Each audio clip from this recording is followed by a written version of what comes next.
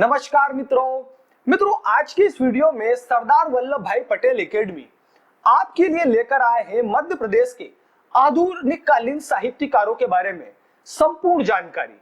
इसके अलावा सरदार वल्लभ भाई पटेल एकेडमी आपके लिए हिंदी, इतिहास और पॉलिटी, एमपीजी के एमसीक्यू इनकी एक निशुल्क सीरीज चला रहा है। तो आप हमारे चैनल को लाइक, शेयर, सब्सक्राइब करते हुए इस निशुल्क सीरीज का पूरा फायदा उठाएं। और अब शुरू करते हैं आज का वीडियो कि आज हम पढ़ रहे हैं मध्य प्रदेश के आधुनिक कालीन साहित्यकार। तो चलिए हम शुरुआत करते हैं। देखिए, हमारे सबसे पहले महत्वपूर्ण साहित्यकार आते हैं माखनलाल चतुर्वेदी जी। अब देखिए, अपन देखते हैं कि साहित्यकारों में प्रश्न किस तरह के पूछे जाते हैं। तो देखिए, प्रश्न साहित्यकारों में सबसे पहले आप सभी का नाम याद रखना है कि उनका जन्म स्थान क्या था। तो ध्यान रखिएगा, जितने भी साहित्यकार पढ़ेंगे सभी साहित्यकारों में सामान्यतः जो पहला प्रश्न बनता है एग्जाम ओरिएंटेड, वो होता है हर साहित्य का जन्म स्थान, कि मध्य प्रदेश के किस जिले को कोई पर्टिकुलर साहित्यकार बिलोंग करता है। जैसे अपन माखनलाल चतुर्वेदी जी की बात करें तो इनका जन्म हुआ है होशंगाबाद या कहें वर्तमान में नर्मदापुरम में। तो देखिए, जिला आप जरूर याद रखिएगा कि जन्म स्थान इनका क्या है। तो सभी साहित्यकारों में देखिए, दूसरा आता है उनकी रचनाएं, कि किसी पर्टिकुलर साहित्यकार ने कौन कौन सी बुक्स लिखी है। वैसे तो इस वीडियो में मैंने आपको कंप्लीट पैकेज बनाया है कि जो भी बुक्स महत्वपूर्ण है वो सभी लिए। वैसे आप ध्यान रखना, साहित्यकारों की आप ज्यादा से ज्यादा बुक याद करने की कोशिश करना, वही आपको एग्जाम में ज्यादा फायदा देगी। और ध्यान रखना, यदि किसी रचना को कोई पुरस्कार मिल जाए तो उसका महत्व एग्जाम में काफी बढ़ जाता है। जैसे अपन बात करें, माखनलाल चतुर्वेदी जी हैं, इन्हें हिम किरीटनी के लिए, हिम तरंगिणी के लिए अलग अलग पुरस्कार मिले, जिनके आगे हम बात करेंगे। तो ऐसे में क्या होता है, इन बुक्स के नाम एग्जाम की दृष्टि से ज्यादा महत्वपूर्ण हो जाते हैं। तो जन्म स्थान आपको याद रखना है, रचनाओं के बारे में, और यदि किसी रचना को कोई विशेष पुरस्कार मिल जाए तो ये बातें। इसके अलावा देखो क्या होता है, कुछ साहित्यकार अलग अलग पत्रिकाओं या फिर समाचार पत्रों से भी जुड़े होते हैं। जैसे हम माखनलाल चतुर्वेदी की बात करें तो जैसे लिखा ही है, प्रभा, प्रताप, कर्मवीर का इन्होंने संपादन किया। तो ऐसे में क्वेश्चन और बनने लगता है, किस तरह से कि माखनलाल चतुर्वेदी जी ने किन किन पत्रिकाओं का संपादन किया है या समाचार पत्रों का संपादन किया, ये सारी बातें। तो अब देखिए, 3 पॉइंट तो आप ये अभी विशेष तौर से याद रखना, फिर आगे जब हम बढ़ते जाएंगे तो मैं आपको इसी तरह के टिप्स और देते जाऊंगा कि आपको किसी पर्टिकुलर बातों में क्या क्या करना है। पर हाँ, ये सभी साहित्यकारों में 3 बिंदु आप विशेष ध्यान रखना, यहां से क्वेश्चन जरूर बनते हैं। अब देखिए, सबसे पहला हमारा पॉइंट आता है कि माखनलाल चतुर्वेदी का जन्म 4 अप्रैल 1889 में कहा हुआ था, मध्य प्रदेश के नर्मदापुरम जिले में। यह वास्तव में हुआ था बाबई में। अब ध्यान रखिएगा, बाबई का नाम बदलकर माखनलाल चतुर्वेदी नगर रख दिया गया है। तो नर्मदापुरम के बाबई नामक गांव में हुआ था, जहां पे वर्तमान में इस जगह को क्या कहा जाता है, माखनलाल चतुर्वेदी नगर। अब देखिए, आता महत्वपूर्ण इनकी उपाधि कि इन्हें कहा जाता है भारतीय आत्मा। तो ये पॉइंट याद रखिएगा, इसी तरह का एग्जैक्ट एमसीक्यू के रूप में आपसे पूछा जाता है। अब देखिए, माखनलाल चतुर्वेदी जी साहित्यकार होने के साथ साथ एक क्रांतिकारी भी थे, या कहें हम एक स्वतंत्रता संग्राम सेनानी भी। गणेश शंकर विद्यार्थी, आप जानते होंगे, गणेश शंकर विद्यार्थी मूल रूप से एक स्वतंत्रता संग्राम सेनानी थे। मध्य प्रदेश के मुंगावली जिला इनकी कर्म भूमि रहा है। तो उनके संपर्क में आने के बाद इन्होंने गांधी जी के कई आंदोलनों में भी भाग लिया। जैसे 1921-22 में इन्होंने असहयोग आंदोलन किया, और इसी दौरान ये जेल भी गए। छत्तीसगढ़ की बिलासपुर जेल में काफी लंबे समय तक इन्हें बंद रखा गया था। तो ये पॉइंट याद रखिएगा, ये स्वतंत्रता संग्राम सेनानी भी थे। अब आते हैं, इनकी मृत्यु हुई थी 1968 में। अब देखिए, अगला पॉइंट आता है कि इन्होंने प्रभा, प्रताप और कर्मवीर नाम की समाचार पत्र पत्रिकाओं का भी संपादन किया है, ये उसके एडिटर भी रहे हैं। अगली लाइन आती है कि 1963 में इन्हें पद्म भूषण पुरस्कार प्रदान किया गया था। तो ये पॉइंट याद रखिएगा। अब अगला आता है, देखिए काफी महत्वपूर्ण, इनकी एक रचना है हिम तरंगिणी। इसके लिए इन्हें 1955 में साहित्य एकेडमी पुरस्कार प्रदान किया गया था। तो इस तरह से जैसा मैं आपसे बात कर ही रहा था, आपसे क्वेश्चन सामान्यतः ये पूछा भी जाता कि हिम तरंगिणी के रचनाकार कौन है, तो माखनलाल चतुर्वेदी। इस पुस्तक का वेटेज क्यों बढ़ जाता है? क्योंकि इसके लिए इन्हें साहित्य एकेडमी पुरस्कार दिया गया था। चलिए आगे हम चलते हैं और महत्वपूर्ण बिंदु देखते हैं माखनलाल चतुर्वेदी जी से। आप ये देख ही रहे हैं, हिम तरंगिणी पुस्तक का फ्रंट पेज है ये। अब देखिए आते हैं इनकी प्रमुख रचना है। पहली आती है बेहद प्रमुख, बेहद फेमस पुष्प की अभिलाषा, जो इन्होंने बिलासपुर जेल में लिखी थी। तो ध्यान रखिएगा, पुष्प की अभिलाषा इनकी एक प्रमुख कविता है, आपने भी पढ़ी होगी, जो बिलासपुर जेल में लिखी गई थी। यह भी पूछा गया था कि माखनलाल चतुर्वेदी ने किस कविता की रचना बिलासपुर जेल में की थी। तो ध्यान रखिएगा, वो है पुष्प की अभिलाषा। अब देखिए आता अगला पॉइंट आता है हिम किरीटिनी। जैसे हमने अभी लास्ट स्लाइड में देखा है कि हिम तरंगिणी के लिए इन्हें साहित्य अकादमी पुरस्कार दिया गया था, वैसे हिम किरीटिनी के लिए 1943 में इन्हें साहित्य का देव पुरस्कार दिया गया था। जो है देव पुरस्कार ओरछा के राजा वीर सिंह देव द्वितीय के नाम पर दिया जाता है। यह पुरस्कार 1935 से शुरू हुआ था और लगातार अनवरत रूप से बांटा जा रहा है। तो माखनलाल चतुर्वेदी को 1943 में दिया गया था हिम किरीटिनी के लिए। अब देखिए इसके अलावा इनकी अन्य पुस्तकों के भी नाम याद रखिएगा, जैसे माता समर्पण, युग चरण, पुष्प की अभिलाषा, मरण ज्वार, धूम्रवलय, बिजुरी कांजल आच रही। तो ये सभी इनकी काव्य रचनाएं काफी महत्वपूर्ण है, कोई सी भी एग्जाम में आती है। माखनलाल चतुर्वेदी की आप ज्यादा से ज्यादा बुक्स याद करना, आपको एग्जाम में ये काफी महत्वपूर्ण साहित्यकार है, इनसे रिलेटेड कहीं से भी क्वेश्चन आता है। अब देखिए निबंध है साहित्य के देवता, एग्जाम की दृष्टि से महत्वपूर्ण, कई बार पूछा गया है। अमीर गरीब इरादे, तो ये भी आप ध्यान रखिएगा, दूसरे नंबर पे महत्वपूर्ण। पांव पांव। चलिए आगे हम कुछ और रचनाओं के बारे में देखते हैं। अब देखिए आता है नाटक, तो इनका एक ही नाटक है कृष्ण अर्जुन युद्ध, नाम याद रखिएगा। अब देखिए अन्य रचनाएं, अन्य रचनाओं का मतलब है भाषण का संग्रह, आलोचना एटसेट्रा। तो कला का अनुवाद, कहानी और कहावत, ये सभी क्या है? कहानियां, यानी कला का अनुवाद, कहानी और कहावत, ये जो है कहानी संग्रह है। समय के पांव, ये क्या है? संस्मरण है। चिंतक की लाचानी, ये भाषण संग्रह है माखनलाल चतुर्वेदी जी का। रंगों की बोली, गद्य काव्य की नवीन शैली में रचित, तो ये ध्यान रखिएगा। और इसके अलावा सो ऑन, या आप नोट ये कर लीजिएगा, माता एटसेट्रा जो भी है। तो देखिए इतने सारे पॉइंट जो मैंने आपको बताए, यदि आप ये तैयार कर लें तो माखनलाल चतुर्वेदी से रिलेटेड हर तरह का प्रश्न आपका कवर हो जाएगा। चलिए अब आगे चलते हैं। अब हम हमारे अगले प्रमुख साहित्यकार आते हैं कवि प्रदीप। तो देखिए ये बड़नगर उज्जैन को बिलोंग करते थे और ये एक बहुत प्रसिद्ध गीतकार हैं। इन्होंने लगभग 1700 के आसपास गीत लिखे हैं। इनके कुल गीत कितने हैं? 1700, जिसमें से कई सारे बेहद फेमस हैं। जैसे आपको याद होगा अपनी संतोषी मां गीत, वास्तव में फिल्मी गीत है, लेकिन इतना अच्छा लिखा गया हुआ है कि हर जगह पर ये मंदिरों में भजन के रूप में यूज किया जाता है। ऐसा कहीं लगता ही नहीं कि फिल्मी गाना होगा। इसके अलावा देखिए इनका प्रमुख गीत आता है ए मेरे वतन के लोगों। ये 1963 में लाल किले से संपूर्ण भारत में प्रसारित किया गया था, जिसे जवाहरलाल नेहरू की उपस्थिति में स्वयं लता मंगेशकर जी ने गाया था। इसके अलावा और भी, जैसे दे दी हमें आजादी बिना खड़क बिना ढाल, दूर हाटो है दुनिया वालों ये हिंदुस्तान हमारा है, और आओ बच्चों तुम्हें दिखाए झांकी हिंदुस्तान की, जैसे प्रमुख गीत के रचनाकार कौन है? कवि प्रदीप। तो आप ध्यान रखिएगा कि कवि प्रदीप एक गायन लेखक थे। और इसमें एक चीज ध्यान रखिएगा, इनका वास्तविक नाम था रामचंद्र द्विवेदी। रामचंद्र द्विवेदी इनका वास्तविक नाम, तो ये भी आप नोट कर लीजिएगा। रामचंद्र द्विवेदी बड़नगर उज्जैन को बिलोंग करते थे। चलिए आगे चलते हैं। अब हम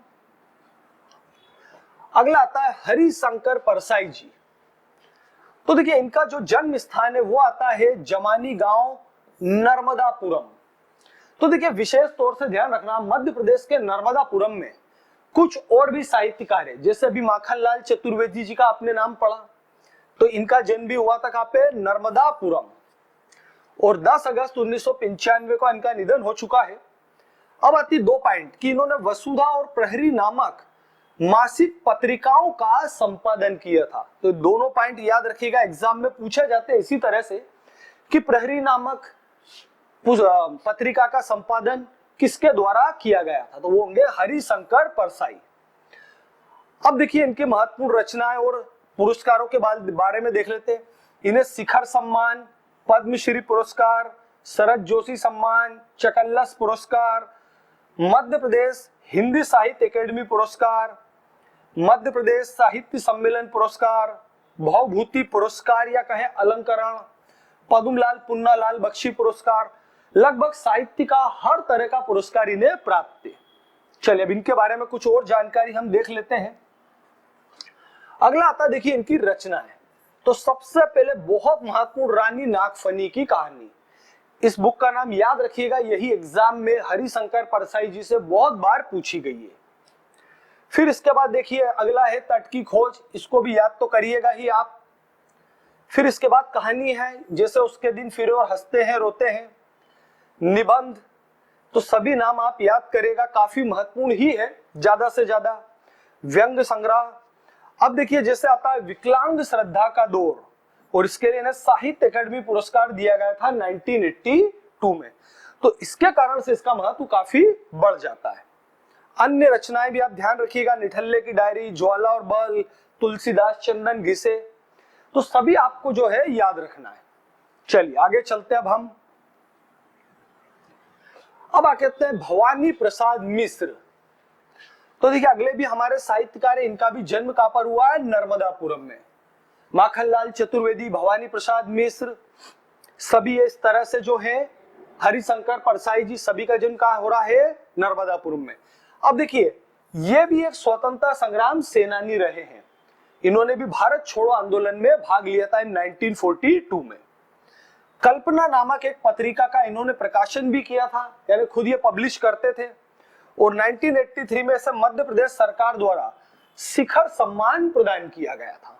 तो ये सभी पॉइंट आप याद रखिएगा। चलिए आगे चलते अब इनकी कुछ रचनाओं के बारे में बात करते हैं।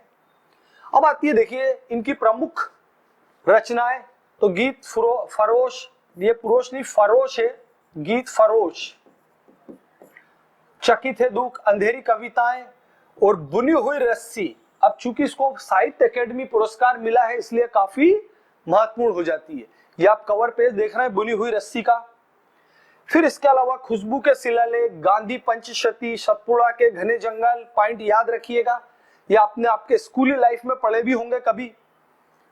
फिर इसके बाद त्रिकाल संध्या, व्यक्तिगत परिवर्तन, जिए अनाम एंड सो ऑन। तो ये सारी रचनाओं को आप ज्यादा से ज्यादा याद करना, खास तौर से बुनी हुई रस्सी और सतपुड़ा के घने जंगल। चलिए आगे चलते हैं अब हम, अगले आते हैं सुभद्रा कुमारी चौहान। तो देखिए सुभद्रा कुमारी चौहान इतने महत्वपूर्ण है कि इनकी जितनी रचनाएं मैक्सिमम आप याद कर सकते हैं कर लेना। साहित्यकारों में सबसे ज्यादा यदि क्वेश्चन पूछे गए हैं तो वो आते हैं सुभद्रा कुमारी चौहान से ही संबंधित। तो इनके बारे में जितनी जानकारी हो आप याद रखेंगे तो उतना ही अच्छा है। तो देखिए इनका जन्म हुआ था प्रयागराज में 1904 में, और फिर इनका विवाह मध्य प्रदेश खंडवा के लक्ष्मण सिंह चौहान के साथ हुआ था। तो इस तरह से ये मध्य प्रदेश में ही बस गए थे। फिर इसके बाद ये माखनलाल चतुर्वेदी जी के साथ कर्मवीर में एक अतिथि संपादक या कहे सह संपादक के रूप में जुड़ी थी, और फिर उसके बाद ये क्रांतिकारी कार्यों में भी भाग लेने लगी, या कहे हम मध्य प्रदेश के स्वतंत्रता संग्राम में भी इन्होंने पार्टिसिपेट करा। एक महत्वपूर्ण बिंदु याद रखिएगा कि गांधी जी के साथ असहयोग आंदोलन में भाग लेने वाली पहली भारतीय महिला, तो ध्यान रखिएगा सुभद्रा कुमारी चौहान जी एक साहित्यकार थी, उसके साथ असहयोग आंदोलन में भाग लेने वाली पहली भारतीय महिला। अब चलिए इनकी रचनाएं हम देख लेते हैं महत्वपूर्ण। वैसे तो देखिए मैं आपको बता देता हूं, सुभद्रा कुमारी चौहान जी की हर रचना एग्जाम की दृष्टि से महत्वपूर्ण है, इसमें से आप कुछ भी न मत छोड़िएगा। खास तौर से जैसा आता है झांसी की रानी पुस्तक के लिए इन्हें शेक्सपियर पुरस्कार प्रदान किया गया था। अब इसके अलावा त्रिधारा, मुकुला, बिखरे मोती, सभा के खेल एंड सो ऑन, ये सभी रचनाएं इनकी एग्जाम की दृष्टि से महत्वपूर्ण हैं, तो सभी आप याद रखिएगा। अब इसके बाद आती है इनकी 1948 में जबलपुर में मृत्यु हो गई थी, एक कार दुर्घटना में इनकी मृत्यु हुई थी। चलिए आगे चलते हैं, अब हम और महत्वपूर्ण बिंदु देखते हैं। अगले आते हैं काफी महत्वपूर्ण बाल कृष्ण शर्मा नवीन। तो देखिए इनका जन्म स्थान विशेष तौर से याद रखिएगा शाजापुर, कि बाल कृष्ण शर्मा नवीन का जन्म कहां हुआ था? भयाना नामक ग्राम में, जो कि आता है शाजापुर जिले में। राष्ट्रवादी कवि थे, यानी इनकी रचनाएं राष्ट्रवाद, राष्ट्र प्रेम उससे संबंधित ज्यादा होती हैं। अब देखिए पहला आता है इनका उर्मिला, जो कि एक महाकाव्य है, प्राणार्पण खंड काव्य। फिर इसके अलावा कुमकुम, रश्मि रेखा, पलक एंड सो ऑन। तो लगभग इनकी ज्यादा रचनाएं नहीं है, एग्जाम ओरिएंटेड, आप इतनी याद कर लेंगे तो पर्याप्त रहेगी। चलिए आगे अब हम कुछ और बिंदु देखते हैं। अब देखिए आती है प्रभा और प्रताप नामक समाचार पत्रों का भी इन्होंने क्या किया है? संपादन।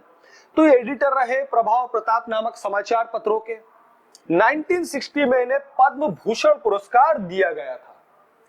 अब देखिए इन्होंने काफी सारे एक्टिव काम किए हैं, जैसे लोकसभा, राज्यसभा और भारत के संविधान सभा निर्माण करने वाली सभा के भी सदस्य रहे थे।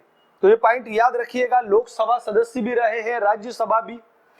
इसके अलावा इन्होंने हिंदी को राजभाषा का दर्जा दिलाने में विशेष योगदान दिया है। तो ये सभी पॉइंट याद रखिएगा। इनकी रचनाएं, न्यूज़पेपर के नाम जिनमें इन्होंने पार्टिसिपेट किया है, सभी पॉइंट महत्वपूर्ण है। चलिए अब आगे चलते हैं। अब आते हैं गजानन माधव मुक्तिबोध। तो देखिए इनका जन्म हुआ था श्योपुर में। ये कला विदिशक टाइपिंग मिस्टेक है, ध्यान रखिएगा। इनका जन्म हुआ था श्योपुर जिले में। अब आते हैं, देखिए आता मुक्तिबोध को तार सप्तक का प्रथम प्रतिष्ठित कवि कहा जाता है।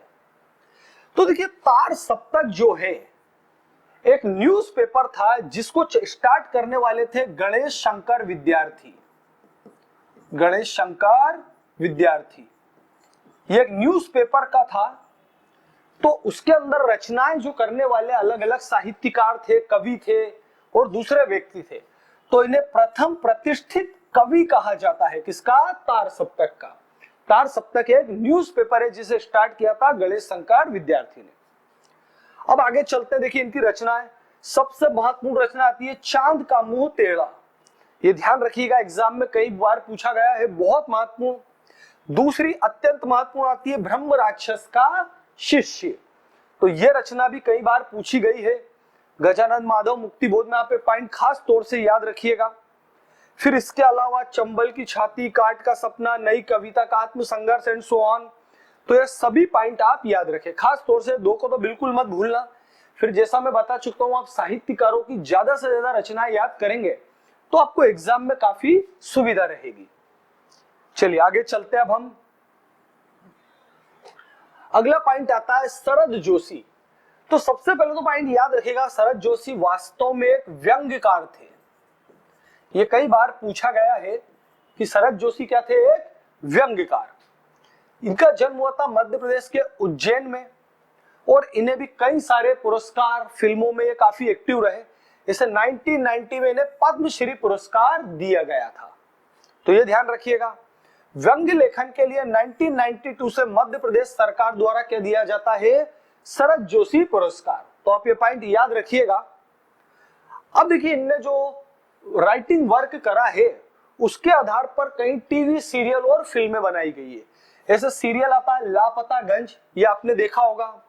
विक्रम बेताल, सिंहासन बत्तीसी, ये जो है जिंदगी, या वाह जनाब, देवी जी, दुनिया गजब की, दाने अनार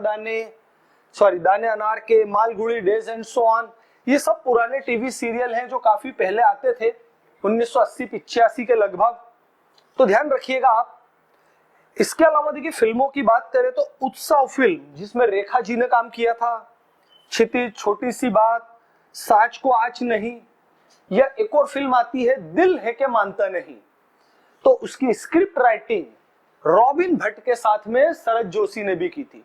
तो ध्यान रखिएगा, इन्होंने कई फिल्मों में कंट्रीब्यूशन भी दिया है। तो ये सारे पॉइंट आप याद रखना, एग्जाम की दृष्टि से महत्वपूर्ण है।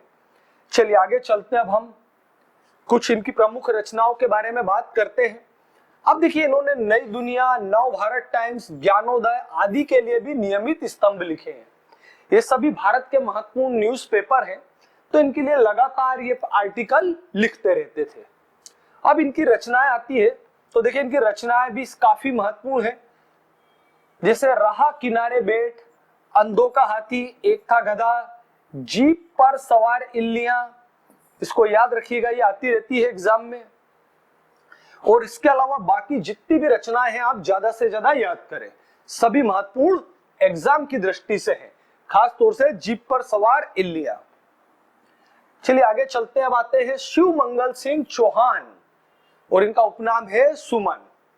तो देखिए, इनका जन्म तो रहा उन्नाव उत्तर प्रदेश, पर इन्होंने अपना काफी लंबा समय मध्य प्रदेश के उज्जैन शहर में बिताया, और इनकी मृत्यु भी जो है मध्य प्रदेश के उज्जैन शहर में ही हुई थी। तो इनकी कर्म भूमि अपन कह सकते हैं क्या रहा है, मध्य प्रदेश। अब देखिए इनकी रचनाओं पर आते हैं। सबसे पहला आता है मिट्टी की बारात, जो एग्जाम में कई बार पूछी भी गई है। इसके लिए इन्हें साहित्य अकेडमी पुरस्कार दिया गया था 1974 में, और इसके अलावा इन्हें इसी रचना के लिए भारत भारती पुरस्कार 1993 में दिया गया। तो मिट्टी की बारात को 2 पुरस्कार मिले हैं, 74 में साहित्य अकेडमी और 93 में भारत भारती। अब इसके अलावा हिल्लोल, जीवन के गान, प्रलय सृजन, विंध्य हिमालय, सोन, तो ये सभी बुक्स आप याद रखिएगा, एग्जाम की दृष्टि में आती रहती हैं, पूछी जाती है एग्जाम में। अब थोड़ी और रचनाएं देखते हैं, जैसे महादेव की काव्य साधना, गीति काव्य, सोन, और इसके अलावा इन्हें पद्मश्री, पद्म भूषण, शिखर सम्मान, लगभग सभी भारतीय प्रतिष्ठित सम्मान दिए गए हैं। चलिए आगे चलते हैं, अब हम अगले आते हैं अमृतलाल वेगड़। तो देखिए ये एक साहित्यकार और एक चित्रकार थे। इन्होंने नर्मदा नदी से संबंधित ही बहुत वर्क किया है। वैसे तो देखिए ये हिंदी और गुजराती के साहित्यकार थे, लेकिन इनका जन्म हुआ था जबलपुर मध्य प्रदेश में, तो ध्यान रखिएगा। अब जैसे इनका एक उपनाम आता है नर्मदा पुरुष, आप जानते भी होंगे, और इन्हें अपनी साहित्य रचनाओं के लिए 2004 में साहित्य अकेडमी पुरस्कार दिया गया था। अब इनकी प्रमुख रचनाएं हैं तीरे तीरे नर्मदा, सौंदर्य की देवी नर्मदा, अमृतस्य नर्मदा, अमृता तुम कितनी सुंदर हो। और ध्यान रखिएगा इनके चित्रकार भी थे। इनके चित्रों का संग्रह कहलाता है नर्मदा रहस्य। तो इनके नर्मदा से संबंधित जो चित्र है वो क्या कहलाते हैं, नर्मदा रहस्य नामक पुस्तक में संग्रहित है। तो सभी पॉइंट याद रखिएगा, जन्म स्थान, और इनमें एक ट्रिक यूं बन जाती है कि जिन बुक्स में नाम नर्मदा शब्द आ जाता है उनकी सबकी रचना किसने करी है, अमृतलाल वेगड़ ने। तो कभी एग्जाम में आपको ऑप्शन देखकर भी ट्रिक लगा सकते हैं आप। चलिए ठीक है, आगे चलते हैं। अब आते हैं पंडित कामता प्रसाद गुरुजी। तो देखिए पहला पॉइंट आता है, इन्हें हिंदी व्याकरण का जनक या हिंदी व्याकरण का क्या कहा जाता है, पाणिनि। जिसे पाणिनि ने संस्कृत की पूरी ग्रामर व्याकरण लिखा था, उसी तरह हिंदी का पूरा व्याकरण जो आप सामान्यतः प्रतियोगी परीक्षाओं के लिए भी पढ़ते हैं, उसके रचनाकार कौन है, कामता प्रसाद गुरुजी। इनकी बुक आती है पूरी कामता प्रसाद गुरु के नाम से, हिंदी व्याकरण की। आप जैसा देख भी रहे हैं चित्र में, तो इसका अध्ययन भी काफी उपयोगी होता है प्रतियोगी परीक्षाओं के लिए। अब देखिए इनका जन्म हुआ था 1875 में सागर जिले में। इसके अलावा सरस्वती और बाल सखा पत्रिकाओं का इन्होंने संपादन किया है, और इनकी मृत्यु जबलपुर में हुई। अब देखिए इनकी बुक्स भी याद रखिएगा, हिंदुस्तानी शिष्टाचार, भीमासुर वध, पद्म पुष्पावली, सत्य प्रेम, फिर उपन्यास है पार्वती यशोदा, काव्य है विनय पचासा। तो सभी ध्यान रखिएगा, खास तौर से 2 उपनाम, हिंदी व्याकरण का जनक या हिंदी व्याकरण का पाणिनि, और सागर जिले को बिलोंग करते थे। चलिए आगे चलते हैं, अब हम अगले आते हैं बाल कवि बैरागी जी। तो देखिए इनका जन्म स्थान जरूर याद रखिएगा, रामपुरा नीमच। ये इनका पैतृक गांव था जहां इनका जन्म हुआ था। अब देखिए इनका वास्तविक नाम था नंद रामदास बैरागी। अब देखिए काफी छोटी उम्र से ही कविताएं या साहित्य रचनाएं करने लग गए थे, तो इसीलिए नेहरू जी ने इन्हें उपाधि दी थी बाल कवि की। तो आप ये पॉइंट याद रखिएगा, बाल कवि की उपाधि इन्हें किसने दी थी? नेहरू जी द्वारा। अब इसके अलावा ये राज्यसभा सदस्य और मध्य प्रदेश में मंत्री के पद पर भी रहे हैं। अब इनकी रचनाओं की हम बात करते हैं तो सबसे महत्वपूर्ण आती है अपनी गंध नहीं बेचूंगा। इसको आप जरूर याद रखना, एग्जाम में कई बार आई है। वैसे तो मेरा आपके लिए यही सजेशन है, साहित्यकारों में आप ज्यादा से ज्यादा रचनाएं याद करें। ये ज्यादा कठिन नहीं है, आप थोड़ा बार बार पढ़ेंगे तो याद हो जाती है। भावी रक्षक देश के, सारा देश हमारा, दीवट पर दीप, चांद में धब्बा, एटसेट्रा। खास तौर से अपनी गंध नहीं बेचूंगा, ध्यान रखिएगा, ये कई बार पूछी गई है एग्जाम में। चलिए आगे चलते हैं हम। आगे आते हैं गिरिजा कुमार माथुर जी। तो देखिए ये वास्तव में साहित्यकार रहे हैं, लेकिन इनका एक बहुत ही प्रमुख गाना है हम होंगे कामयाब। ये जो है इसके रचनाकार है गिरिजा कुमार माथुर। ये मध्य प्रदेश के अशोकनगर जिले को बिलोंग करते थे। तो ध्यान रखिएगा, हम होंगे कामयाब गीत के रचनाकार कौन है? गिरिजा कुमार माथुर। अब इनकी रचनाएं देख लेते हैं। मैं वक्त के सामने, इसे साहित्य अकेडमी पुरस्कार दिया गया था 1993 में, और इसी साल व्यास सम्मान भी दिया गया। यानी एक ही पुस्तक को मैं वक्त के सामने 2 पुरस्कार दिए गए थे। फिर इसके अलावा अन्य पुस्तकें हैं नाश निर्माण, मंजीरा, मंदार, धूप के धान, शिला, पंख चमकीले एंड सो ऑन। तो ध्यान रखिएगा, अशोकनगर जिले को बिलोंग करते थे और ये गाना प्रमुख रूप से इन्होंने लिखा है। आगे आते हैं चंद्रकांत देवतले। तो देखिए मध्य प्रदेश के एक प्रमुख साहित्यकार रहे हैं। इनसे रिलेटेड बातों में याद रखना, इनका जन्म हुआ था बैतूल में। और प्रमुख रचनाएं हैं दीवारों पर खून, लकड़बग्गा हंस रहा है, पत्थर की बेंच, उजाड़ में संग्रहालय और हड्डियों में छिपा ज्वार। इसमें से लकड़बग्गा हंस रहा है को थोड़ा ध्यान रखें आप। तो मेन तो ध्यान रखना, चंद्रकांत देवतले बैतूल जिले से संबंधित थे। अगले साहित्यकार चलते हैं नरेश मेहता। तो देखिए इनका जन्म भी हुआ था शाजापुर जिले में, और इन्हें अपनी ओवरऑल साहित्यिक रचनाओं के लिए 1992 में क्या दिया था? ज्ञानपीठ पुरस्कार। तो ध्यान रखिएगा, इनकी रचनाएं है चेत्या, यह पद बंधु था, प्रसाद पर्व, अरण्य और पुरुष। तो ध्यान रखिएगा, साहित्य अकेडमी ज्ञानपीठ पुरस्कार विजेता है, मध्य प्रदेश के शाजापुर जिले से संबंधित। आगे चलते हैं आचार्य नंद दुलारे वाजपेयी। तो देखिए ये मगरयाल, उन्नाव, उत्तर प्रदेश में इनका जन्म हुआ था, पर इनकी कर्म भूमि या कार्यस्थली रही है उज्जैन जिला। इन्होंने अपना अधिकतम समय उज्जैन जिले में ही बिताया है। अब देखिए महत्वपूर्ण आता है कि छायावादी कविता के शीर्षस्थ आलोचक है ये। छायावादी कविता के शीर्षस्थ आलोचक कहे जाते हैं। अब देखिए इनके साहित्य रचना की खास विशेषता होती है कि जो भी ये बुक्स लिखते थे, ये उस वक्त के काफी प्रसिद्ध साहित्यकारों के नाम पर लिखते थे, जैसे जयशंकर प्रसाद। तो जयशंकर प्रसाद एक साहित्यकार का भी नाम है, साथ ही साथ इनकी एक रचना का भी नाम है। फिर इसके बाद हिंदी साहित्य का आधुनिक काल, हिंदी साहित्य 20वीं सदी में प्रेमचंद्र, नए साहित्य का प्राण, सुमित्रा नंदन पंत, महाकवि सूरदास, ये सारी इनकी रचनाएं हैं। और ये गीता प्रेस गोरखपुर के संपादक भी रहे हैं। तो ध्यान रखिएगा, उज्जैन जिले से बिलोंग करते थे। चलिए आगे चलते हैं अब आते हैं विश्वनाथ सिंह जी। तो देखिए विश्वनाथ सिंह जी वास्तव में रीवा के बघेल वंश के एक शासक थे और ये साहित्यकार भी थे। तो इन्होंने क्या करा है, भगवान राम के ऊपर एक आनंद रघुनंदन नामक ग्रंथ की रचना की थी। तो ये रचना तो हो गई, बाद में भारतेंदु हरिश्चंद्र ने इसे हिंदी में लिखा गया भारत का सबसे पहला नाटक माना था। तो इसलिए लाइन काफी महत्वपूर्ण हो जाती है कि एक नाटक की इन्होंने रचना की थी आनंद रघुनंदन, और उसे भारतेंदु हरिश्चंद्र ने क्या कहा कि हिंदी भाषा में लिखा गया भारत का सबसे पहला नाटक। तो इसलिए ये आनंद रघुनंदन नाम आप याद रखिएगा। और इसके रचनाकार विश्वनाथ सिंह, जैसा आप ये चित्र में देख रहे हैं, बघेल शासक थे। अब आज की इस वीडियो में मैंने तो वैसे आपके लिए काफी महत्वपूर्ण एमसीक्यू लिए हैं साहित्यकारों से रिलेटेड।